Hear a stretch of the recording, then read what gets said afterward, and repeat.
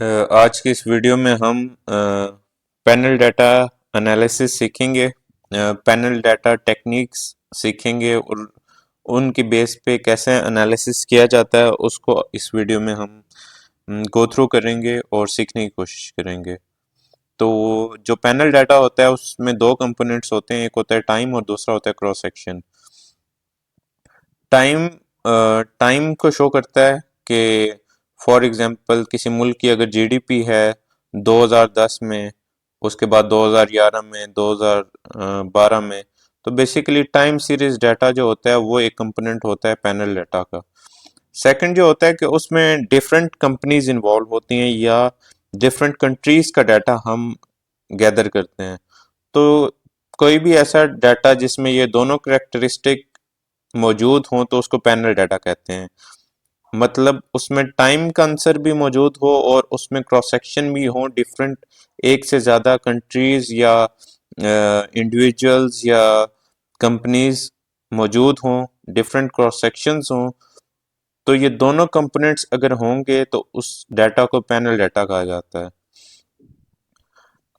अब हम research point of view से जब हम बात करते हैं कि हमने प्रैक्टिकली एनालिसिस करना है अपने थीसिस के लिए या रिसर्च पेपर के लिए, तो उसके लिए हमें कौन कौन से टेबल्स की ज़रूरत होती है जो कि हमने पेस्ट करके एनालिसिस करना होता है, जिसकी बेस पे हम अपना थीसिस कंक्लूड करते हैं। तो जो डाटा एनालिसिस होता है रिसर्च में, तो उसके तीन टेबल्स होते हैं। पहला होता है डिस्क्रिप्टिव स्टैटिस्टिक, दूसरा होता है कोरिलेशन और थर्ड होता है रिग्रेशन। तो जो डिस्क्रिप्टिव स्टैटिस्टिक होता है वो शो करता है आपके जो बेसिक्स हैं, for example mean, minimum value, maximum value या स्टैंडर्ड डेविएशन। तो ये बेसिकली डाटा की हेल्थ के लिए होता है। जो आपका डाटा है उसमें कोई अगर आउटलायर है तो उसको आइडेंटिफाई करके एलिमिनेट करने के लिए होता है। जो टाइपो एरर्स होते हैं, जो पास्ट लिटरेचर में अगर उन वेरिएबल्स पे डाटा गैदर्ड है तो उनसे हम रिलेट कर लेते हैं कि हमारा डाटा बहुत ज्यादा डेविएट तो नहीं कर रहा। तो जो मिनिमम और मैक्सिमम वैल्यू हैं वो आउटलायर्स को आइडेंटिफाई करती हैं, और कोई भी टाइपो एरर हो या कोई भी रॉन्ग वैल्यू इंसर्ट हो हमारे डाटा में तो वो इजीली आइडेंटिफाई कर सकते हैं डिस्क्रिप्टिव स्टैटिस्टिक की मदद से। तो इस टेबल को पेस्ट करके हम मिनिमम, मैक्सिमम और तमाम इसी तरह की जो वैल्यूज जो हम पुट करते हैं वो हम उसको इंटरप्रेट कर लेते हैं कि इसका मीन क्या है वेरिएबल का, इसकी मिनिमम वैल्यू क्या है और मैक्सिमम वैल्यू क्या है, और ये डिस्क्रिप्टिव स्टैटिस्टिक का एनालिसिस आ जाता है। उसके बाद जो सेकंड टेबल होता है वो होता है कोरिलेशन टेबल। कोरिलेशन टेबल जो होता है वो डिफरेंट वेरिएबल्स की आपस में एसोसिएशन को शो करता है। जो जितने भी वेरिएबल्स हैं उनका आपस में क्या लिंक है या रिलेशनशिप है या एसोसिएशन क्या है, तो उसके लिए कोरिलेशन टेबल होता है। कोरिलेशन टेबल भी हम same like descriptive statistic paste करके उसकी डिफरेंट वैल्यूज को इंटरप्रेट करते हैं। सिंपल जो कोरिलेशन की अ, मतलब करेक्टरिस्टिक हैं या जिस तरह कोरिलेशन को डिफाइन किया जाता है, इसी तरह टेबल के अंदर वैल्यू भी उन्हीं बेसिक्स पे उसको हम डिफाइन करते हैं। जैसे प्लस 1 से -1 इसकी रेंज होती है, और जितना 1 के नज़दीक होगा इतना स्ट्रॉन्ग रिलेशन होगा, जितना 0 के नज़दीक होगा इतना वीक रिलेशनशिप होगा। तो यही चीज़ें हम अपनी वेरिएबल्स के बारे में वो डिस्कस करते हैं कोरिलेशन के एनालिसिस में, उसका टेबल जो होता है उसको पेस्ट करने के बाद। जो लास्ट और मोस्ट इंपॉर्टेंट टेबल होता है वो होता है रिग्रेशन टेबल, जो कि हमारे आईवी और डीवी के आपस में रिलेशनशिप को शो करता है कि आईवी कैसे इम्पैक्ट कर रहे हैं हमारे डीवी को या कैसे एक्सप्लेन कर रहे हैं बेसिकली। तो जो रिग्रेशन एनालिसिस होता है उसमें सबसे पहले हम ओएलएस की अजम्पशंस पे जाते हैं कि ओएलएस की अजम्पशंस कितनी मीट हो रही हैं। जो ऑर्डिनरी लीस्ट स्क्वायर जो हमारी बेसिक्स हैं उसकी जो अजम्पशंस हैं वो हमारा डाटा उन या मॉडल जो है वो वायलेट तो नहीं कर रहा उन अजम्पशंस को। तो उसके लिए हम डायग्नोस्टिक टेस्ट रन करते हैं, और उन डायग्नोस्टिक टेस्ट की मदद से हम फिर मॉडल का डिसीजन लेते हैं कि हमने कौन सा मॉडल सेलेक्ट करना है। तो अभी नेक्स्ट में हम मॉडल सिलेक्शन की तरफ ही जाते हैं कि हमने कैसे मॉडल सेलेक्ट करना है। तो हमने ऑल एस अजम्पशंस की बात की थी, तो ऑल एस की 7 बेसिकली अजम्पशंस हैं कि वेरिएबल्स होने चाहिए, कांस्टेंट पे ऑल एस रन नहीं होता। लीनियर रिलेशनशिप होना चाहिए, क्योंकि नॉन लीनियर के लिए ऑल एस जो है वो डिजाइन नहीं है, वो फॉल्स रीडिंग देगा। तो ये सेकंड अजम्पशन है कि जो रिलेशनशिप है वो लीनियर होना चाहिए। थर्ड जो है कि जो आपका डाटा है वो नॉर्मली डिस्ट्रीब्यूटेड होना चाहिए। जैसे आपने जी टेबल या इस तरह के टेबल्स में आपने नॉर्मली डिस्ट्रीब्यूटेड की डायग्राम देखी होंगी। मींस जो आपकी मीन वैल्यू है उसके राइट एंड लेफ्ट तकरीबन इक्वल अमाउंट में आपका डाटा डिस्ट्रीब्यूटेड है और नॉर्मली डिस्ट्रीब्यूटेड हो। उसके बाद है मल्टीकोलिनियरिटी। मल्टीकोलिनियरिटी नहीं होनी चाहिए। मल्टीकोलिनियरिटी क्या है? मल्टीकोलिनियरिटी आपकी जो आईवीज हैं उनका आपस में रिलेशनशिप है। अगर वो एसोसिएशन एक खास लिमिट से ज्यादा है तो वो एक दूसरे को इम्पैक्ट करते हैं, जिसकी वजह से आप हमारा डीवी जो है वो उस तरीके से ऑथेंटिकली एक्सप्लेन नहीं हो पाता जिस तरीके से उसे होना चाहिए। तो ये भी अजम्पशन है और इसकी कि मल्टीकोलिनियरिटी नहीं होनी चाहिए। उसके बाद है होमोस्केडेसिटी। इससे मुराद ये है कि आपका जो एरर है वो कांस्टेंट होना चाहिए, वो होमो होना चाहिए, वो हेट्रो नहीं होना चाहिए, उसमें वेरिएशन नहीं होनी चाहिए। ये भी ऑल एस की एक अजम्पशन में से है। और उसके बाद सिक्स्थ है कि ऑटो कोरिलेशन। ऑटो कोरिलेशन ये होता है कि जो आपका आईवी है वो इम्पैक्ट कर रहा है। बेसिकली आपका डीवी डीवी जो है वो इम्पैक्ट हो रहा है प्रीवियस वैल्यूज से। बाज जो कॉन्सेप्ट हैं जैसे क्लस्टर वॉलेटिलिटी है, तो उसका मतलब ये है कि जो फॉर एग्जांपल जो जीडीपी 2011 में है वो इम्पैक्ट हो रही है 2010 की जो रीडिंग है उससे। तो इस तरह की कोई भी वेरिएबल है जो अपनी पास्ट जो वैल्यू है उससे अफेक्ट होता हो, तो इस अफेक्ट को हम कहते हैं ऑटो कोरिलेशन, कि वो अपनी ही प्रीवियस वैल्यू जो है उससे अफेक्ट हो रहा है। तो ये नहीं होना चाहिए, नो ऑटो कोरिलेशन। ये सिक्स्थ अजम्पशन है हमारे जो ओएलएस के अजम्पशंस में से। जो सेवंथ और लास्ट वन है वो है नो एंडोजेनिटी या सीरियल कोरिलेशन भी इसे कहा जाता है। इससे क्या मुराद है? इससे मुराद ये है कि हमारा जो एरर टर्म है वो कोरिलेट कर जाता है हमारे आईवीज से। हमारा एरर टर्म इम्पैक्ट करता है हमारे आईवीज को, जो कि एक्सप्लेनेशन जो पावर होती है आपके मॉडल की उसको अफेक्ट करता है, और आपका डीवी जो है हमारा वो सही तरीके से एक्सप्लेन नहीं हो पाता। तो ये 7 अजम्पशन है जिसकी बेस पे हम ये सिलेक्ट करते हैं कि ओएलएस हम रन कर सकते हैं या नहीं कर सकते। तो जब ओएलएस की अजम्पशन वायलेट होती हैं तो हम फिर नेक्स्ट स्टेप पे जाते हैं कि हम नेक्स्ट मॉडल्स की तरफ जाते हैं कि हमने कौन सा मॉडल सेलेक्ट करना है। तो यहाँ पे जो पैनल डाटा है उसके 3 बेसिक मॉडल हैं। मजीद भी मॉडल्स हैं लेकिन वो हम वीडियो के लास्ट में देखेंगे कि वो कौन से मॉडल्स हैं और हम किस सूरत में हम उस तरफ जा सकते हैं। लेकिन फिलहाल पैनल डाटा की एस्टिमेशन को समझने के लिए 3 मॉडल जो है वो आपके लिए ज़रूरी है कि आप सीखें। जो फर्स्ट है वो है pooled ordinary least square method, second one है फिक्स इफेक्ट मेथड, और जो थर्ड है वो है द रैंडम इफेक्ट मेथड। तो जो pooled ordinary least square method है, पीओएलएस कहते हैं इन शॉर्ट इसे, उसका ये है कि जो आपके पास कंट्रीज हैं या कंपनीज हैं, बेसिकली जो आपका क्रॉस सेक्शन है वो सेम होना चाहिए। क्यों सेम होना चाहिए? होता ये है कि जब आप हमारे डाटा में हमारे क्रॉस सेक्शन सेम नहीं होते जो, तो उन क्रॉस सेक्शन की वेरिएशन की वजह से हमारा जो रेट ऑफ चेंज है बीटा का वो वेरी कर जाता है। वो आइडियली ये होना चाहिए, या पीओएलएस की ये अजम्पशन है कि वो उसका मीन सेम होगा, तो रेट ऑफ चेंज अगर सेम होगा तो आपका बीटा टिल्ट नहीं करेगा। लेकिन अगर वो रेट ऑफ चेंज टिल्ट कर जाता है और वो क्यों करेगा? क्योंकि हमारा जो क्रॉस सेक्शन है वो सेम नहीं होगा। कोई भी दो कंट्रीज या दो कंपनीज, बहुत कम चांसेस है कि वो सेम हो। तो ये इस इशू की वजह से पैनल डाटा में नॉर्मली हम पीओएलएस रन नहीं करते और हम नेक्स्ट मॉडल की तरफ जाते हैं। अभी हमने ये डिसीजन नहीं लेना कि हम पीओएलएस रन कर सकते हैं या नहीं। ये फर्दर हम आगे देखेंगे कि हम मॉडल कैसे सिलेक्ट करेंगे, क्योंकि हम शायद अज्यूम कर रहे हो कि हमारी कंट्री सेम नहीं है, लेकिन जो रिजल्ट्स हैं ये टेक्निक्स के थ्रू हम जब उसे रन करें तो वो हमारे डिस्क्रिप्टिव जो बेसिकली स्टैटिस्टिक वैल्यूज हैं वो अगर उस चीज को सपोर्ट नहीं करेंगी तो हम पीओएलएस रन कर सकते हैं।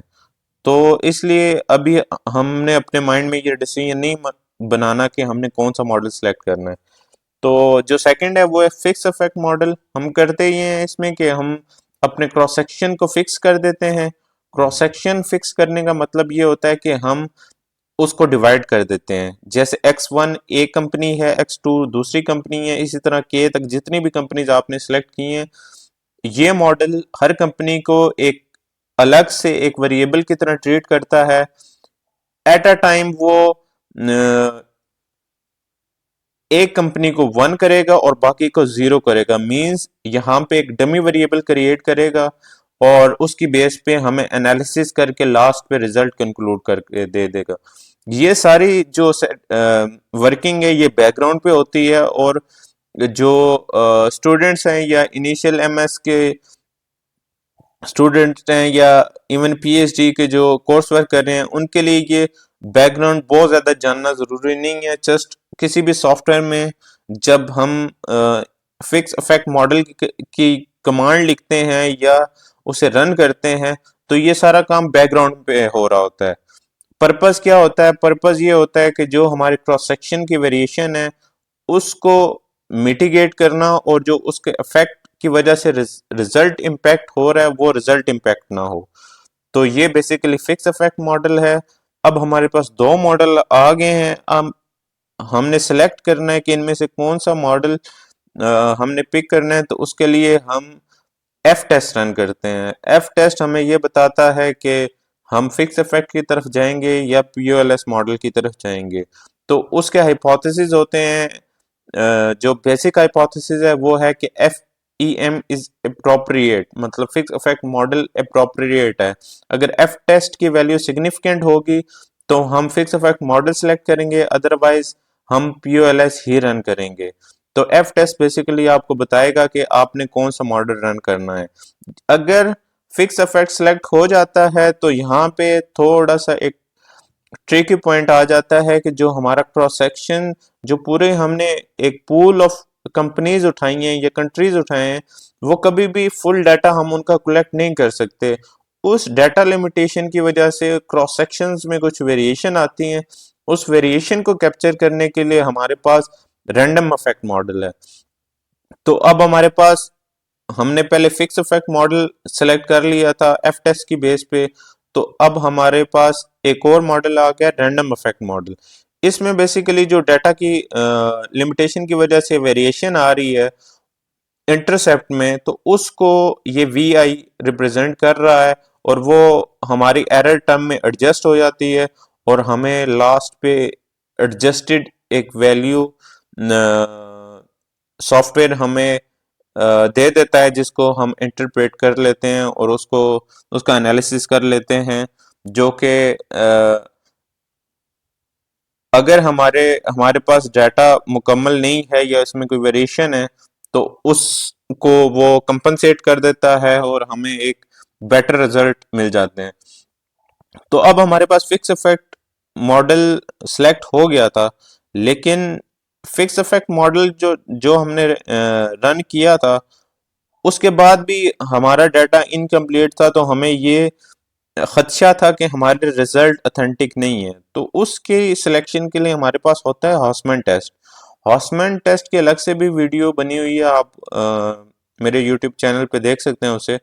तो उसका उसमें होता ये है कि हम रैंडम इफेक्ट मॉडल पहले अपने सॉफ्टवेयर में रन करते हैं। रैंडम इफेक्ट मॉडल रन करके उसके बाद हम हॉस्मेट टेस्ट लगा लेते हैं। बास सॉफ्टवेयर जैसे स्टेटा है तो उसमें आपको दोनों रन करने पड़ेंगे, लेकिन जैसे ई व्यूज है तो ई व्यूज में जस्ट रैंडम इफेक्ट मॉडल आप रन करेंगे और उसके बाद हम हॉस्मेट टेस्ट रन करते हैं, जिसकी बेस पे हम इन हाइपोथेसिस को इंटरप्रेट कर लेते हैं। फॉर एग्जांपल, अगर हॉस्मेट टेस्ट की वैल्यू सिग्निफिकेंट होगी तो हम REM यूज करेंगे, और अगर ये सिग्निफिकेंट नहीं होगी तो FEM यूज करेंगे। अब जो इंटरप्रिटेशन है वो चेंज क्यों होगी? वो चेंज इस वजह से होगी कि जो हमारा मॉडल है वो रैंडम इफेक्ट मॉडल है, और इसका जो काई स्क्वायर है अगर वो सिग्निफिकेंट आएगा तो हम FEM सेलेक्ट कर देंगे।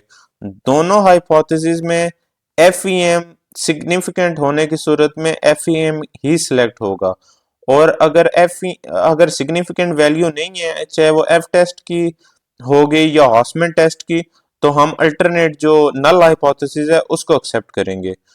तो इसको रिपीट कर लेते हैं अगर इसमें कोई कंफ्यूजन है। वो ये है कि जब हॉस्मेट टेस्ट हम रन करते हैं, अगर वैल्यू सिग्निफिकेंट होगी काई स्क्वायर की तो हम FEM की तरफ जाएंगे, और अगर सिग्निफिकेंट नहीं होगी तो REM की तरफ जाएंगे। तो बेसिकली हमारे पास तीन मॉडल थे, पहले था POLS, दूसरा था FEM और थर्ड था REM। तो पहले हमने POLS रन कर लिया, उसको देख लिया, उसके बाद हमने FEM रन किया और उसको भी देख लिया। लेकिन जो पाथ आपने फॉलो करना है उसमें ये करना है कि फर्स्ट ऑफ ऑल आप FEM रन करें, क्योंकि जो F टेस्ट है वो FEM पे रन होगा। आप FEM रन करें, उसके बाद F टेस्ट लगाएं। F टेस्ट की बेस पे आपको ये सिलेक्शन हो जाएगी कि POLS आपके लिए सुटेबल है या FEM है। अगर तो POLS आपके लिए सुटेबल है तो फिर आप यहीं पे अपना जो डायग्नोस्टिक टेस्ट का प्रोसेस है वो रोक देंगे और POLS के रिजल्ट को पेस्ट करके उसका एनालिसिस कर लेंगे। लेकिन अगर आपका जो F टेस्ट आपको बताता है कि आपने FEM यूज करना है, तो फिर आपका डायग्नोस्टिक टेस्ट जो है वो कंटिन्यू रखेंगे आप, और आप जाएंगे हॉस्मेट टेस्ट पे। पहले आप REM रन करेंगे, रैंडम इफेक्ट मॉडल रन करेंगे, और उसके बाद उसमें हॉस्मेट टेस्ट लगा के आप इनके दरमियान सिलेक्शन करेंगे कि आपने FEM मॉडल यूज करना है या REM। तो अगर फॉर एग्जांपल REM सेलेक्ट होता है या FEM सेलेक्ट होता है तो आप जस्ट इसके रिजल्ट्स पे पेस्ट करेंगे बेस ऑन जो आपने जस्टिफिकेशन देनी है, वो हॉस्मेट टेस्ट, F टेस्ट, इनकी जस्टिफिकेशन देनी है कि इन टेस्ट की बेस पे हम ये कंक्लूड करते हैं कि ये मॉडल हमारे लिए सुटेबल है या नहीं है। और इसके बाद एक इशू आ जाता है कि बाज़ औक़ात डाटा में एंडोजेनिटी का इशू होता है। जैसे हमने पहले बात की कि हमारा जो एरर टर्म है वो को रिलेट कर जाता है हमारे IV के साथ। तो उस सूरत में हम इन तीनों मॉडल्स पे नहीं जाते और हम GMM मॉडल रन करते हैं। तो GMM मॉडल एक डिफरेंट टेक्निक है, उस पे हम नेक्स्ट वीडियो में बात करेंगे। लेकिन जो 60 to 70% जो पैनल डाटा एनालिसिस हैं वो यहीं पे कंक्लूड हो जाते हैं। आप फिक्स इफेक्ट मॉडल या REM मॉडल लगा के तो अपना रिजल्ट्स को कंक्लूड कर सकते हैं। और अगर फॉर एग्जांपल आपके डाटा में एंडोजेनिटी का इशू आ जाए तो उसके लिए फिर हमें GMM की तरफ जाना पड़ता है। तो GMM के लिए अलग से हम वीडियो बनाएंगे। तो अभी इस वीडियो के लिए इतना ही कंक्लूसिव जो रिमार्क्स हैं कि POLS, FEM, REM ये तीन मॉडल्स हैं, और F टेस्ट और हॉस्मेट टेस्ट जो हैं इनके थ्रू हम अपना मॉडल सेलेक्ट करते हैं और उस मॉडल की बेस पे हम अपना एनालिसिस करके अपना रिसर्च वर्क जो है वो कंप्लीट करते हैं। Thank you.